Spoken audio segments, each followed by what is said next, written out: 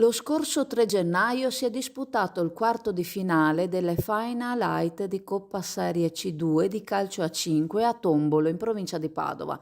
L'incontro si è disputato tra la Donna Romeo C5, prima nel girone A in campionato, contro la Yes Work Valli, con vittoria della squadra di Valli per 2-1, con reti segnate da Luca Boscolo Bisto ed Alessandro Sambo.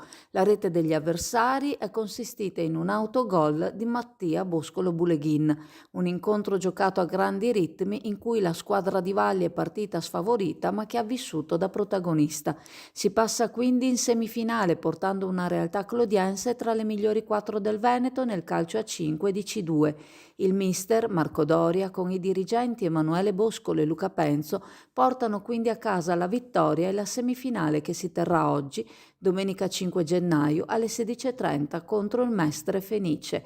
Il presidente Matteo Basso e tutta la società invitano quindi tutti i tifosi e i simpatizzanti ad accompagnare la squadra a Tombolo per sostenerla col loro tifo. Questo grande evento è organizzato dalla LN di Veneto. Preparati a gustare le specialità tradizionali e le novità esplosive che potrai trovare all'Indiga. Gelato artigianale anche per l'asporto, per gustarlo in compagnia dove vuoi tu. All'Indiga il gelato da passeggio più gustoso, in cono, coppetta o con lo stecco.